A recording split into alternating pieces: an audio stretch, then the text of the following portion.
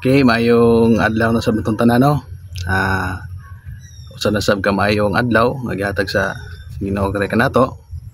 Mga igsoon, niya na sad ta sa ato nga ikatulong nga video, part 3 na ni mga igsoon nga ang uluhan ani topic bahin sa pagtuo diya sa Ginoo part 3. Nya ni ato nga video sa part 2 aning agi nagisgot man ta sa kinabuhi ni Cornelio diya sa buhat Jis nga si Cornelio giprechsingan giwalihan ni Apostol Pedro kay mao may sugo sa anghel nga walihan si Cornelio ni Apostol Pedro.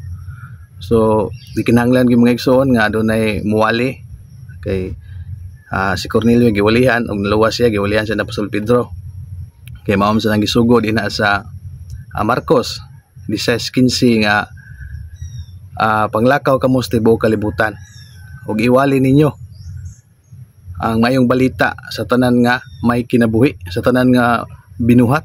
So kita mga igsoon kinabuhi ta ug binuhat ta sa Ginoo. Iningom na sa Marcos 16:15 nga sa tanan binuhat iwali. So gisugo gyud ang mga apostoles sa pagwali. Hasta kita karon mga igsoon.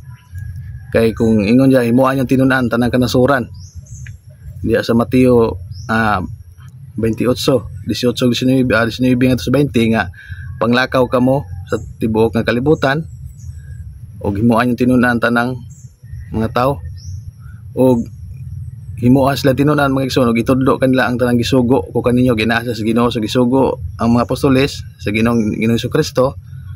Unya kung himo na kan tinunan niya so ang tanan nga mga sugo sa Ginoo itudlo sa kanato sa mga apostol. So mao na kita karon mga igsoon kung tinun-an ta so buhaton sa datong gibuhat sa mga apostoles sama silang pagwali, di ba? So mao ni mga igsoon karon ang atong topiko part 3 naman ni sa pagtuo. Ang hitabo mga igsoon sa wali nila sa unang panahon lan nga sa mga apostoles dili lang kay kaluwasan ang nagdala sa mayong balita ang ilang giwali. Kay ingon man diha sa ingon nato ganiya sa Marcos 16:15 nga ang mayong balita kining gospel kining pulong sa Ginoo nga mayong balita iwali. So sa diha nga nagwali sila sa unang panahon mga igsoon dili lang kay naluwas ang mga tao nga ilang nawalihan kundi nagdala sab kini mga igsoon nagkayuhan sa mga balatian dunay sakit. Kay sa diha nga si Apostol Pedro si Apostol Pablo nagawali ngadto sa Listra. Sa diha nga nagawali siya ngadto mga igsoon mabasa din na sa buhat 14 city ngadto sa Jis. Atong basahon nga rin mga igsoon diri sa buhat 14 city ngadto sa Jis. Ningon diri mga igsoon ug didto gimantala nila ang mayong balita ug sa Listra may nagalingkod nga usa ka tawo nga lulid ang mga tiil piang gikan pa sa tiyan sa iyang inahan nga wala gayud makalakaw.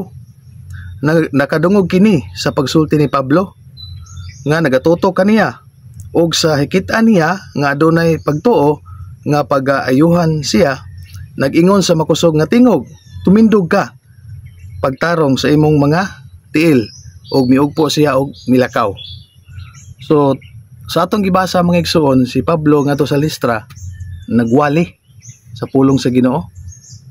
So sa diha nga pagwali niya mga igsoon ni preaching siya ngadto sa Listra adunay tawo nga piang lulid bakol ba sugad sa pagkabata wagi ka tilaglakaw ug dito naminaw sa pagwali ni Apostol Pablo. Ug sa diha nga nagwali sa mga igsoon si Apostol Pablo nakita sa ni Apostol Pablo nga katong tawo ning tuo sa wali. Sa ato nga video dito sa part 1 nga ang pagpaminaw sa pulong sa Ginoo diha nagsugod ang pagtuo. So karon ning tuo na ang katong piang katong bakol. So sa diha nga mituo siya naayo siya mga igsoon. Nakita ni Apostol Pablo nga dunay na pagtuo ang katong piang.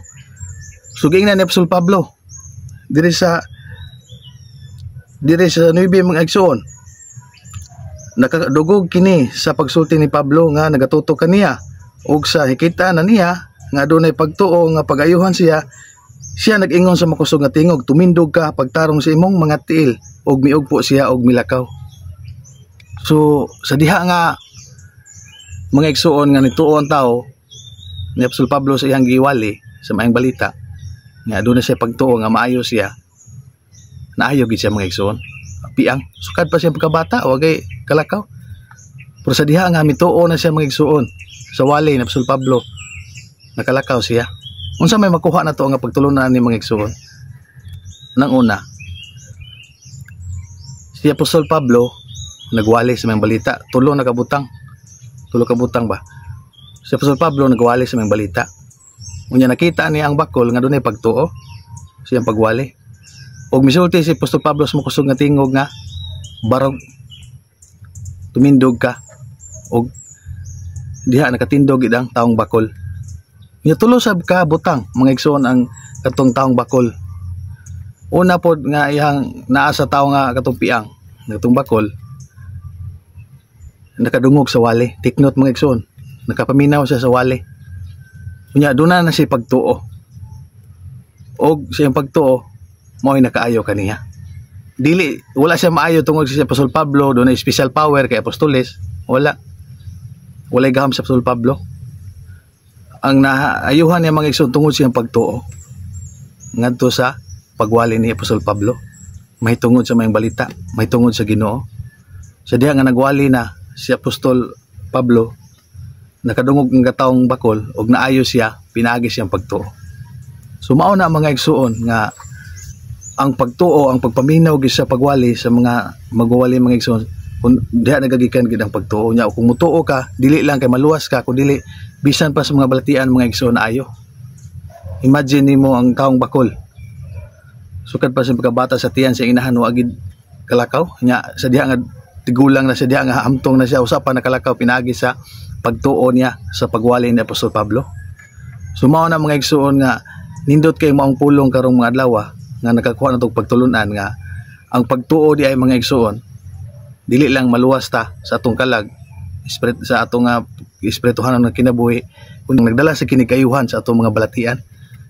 Kung imong tanawon ng sitwasyon sa katong tawo nga piang nga nakalakaw gid siya, pinaagi sa pagtuo niya sa pagwali ni Apostol Pablo.